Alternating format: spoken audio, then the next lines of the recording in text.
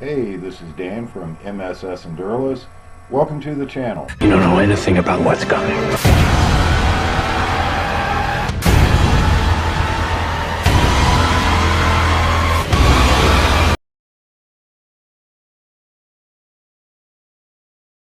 This week, I went to a meeting in Manhattan in the freezing cold.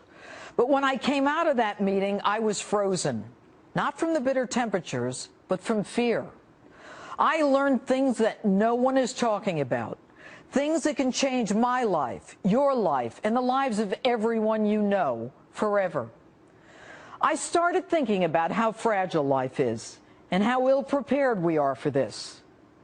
The story I'm about to tell you is about the vulnerability of America's power system, our grid.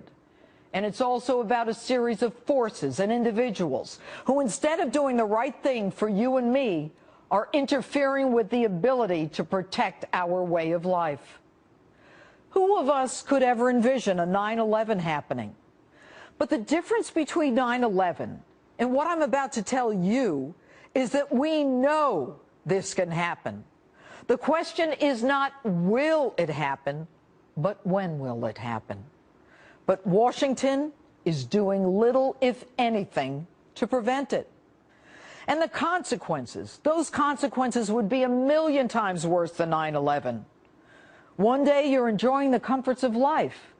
The next, everything is different. Civilization as you know it is gone. The death toll would be staggering. Even a blue ribbon congressional commission predicted a major catastrophe with mass American fatalities. And government studies prove an electromagnetic pulse would destroy all electronics and the transformers that power everything, anything, with an on-off switch. Power grid. But the bottom line is this. I can give you the takeaway without the technology and the better explanation John would give. The bottom line is when the CME impacts the Earth's magnetic field, we're going to have a reaction. There's going to be currents, electrical currents developed in our magnetosphere and ionosphere. They will manifest themselves right on Earth. We'll have current induced on the ground that's going to find its way off and into big conductors like the power grid, pipelines, railway lines and whatnot. And the bad news is this, folks, and it's the news there you see in that bottom yellow box. Perhaps the most vulnerable place in the world is the United States, the northeastern part of the North American continent. We have all the ingredients. We have a very intricate power grid that acts like a big antenna. Obviously, we need that. We have the higher latitudes. The geology is critical, how the current will flow through different types of rock formations. Our position relative to another big conductor, salt water, the ocean, all come into play. In the recent Lloyd's report, Chuck, remember it said that the most vulnerable location in North America was the corridor between Washington, D.C. and New York City.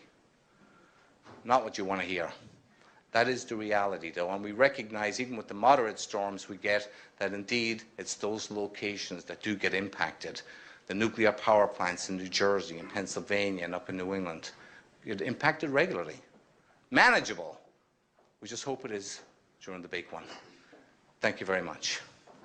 To say this, I think people are the soldiers, the troops. I'm thinking the response is actually the carbon-based unit that's got to show up and actually go on out there and do the recovery and so on and help his or her fellow citizens.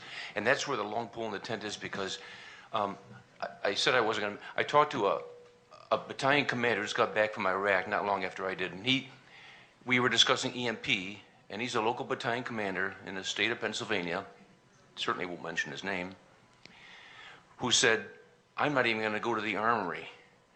My men body won't show. I'll be home with my family where I belong. And to ignore this when we haven't had a huge one for about 150 years, and they come about every 150 years on average, is sort of like being Dutch and saying, sea level rise? What's sea level rise?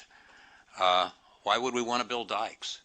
You know, Jim, can I ask you to elaborate? I think it would be helpful both for the audience and for the people watching to elaborate on what specifically happens in an EMP event in terms of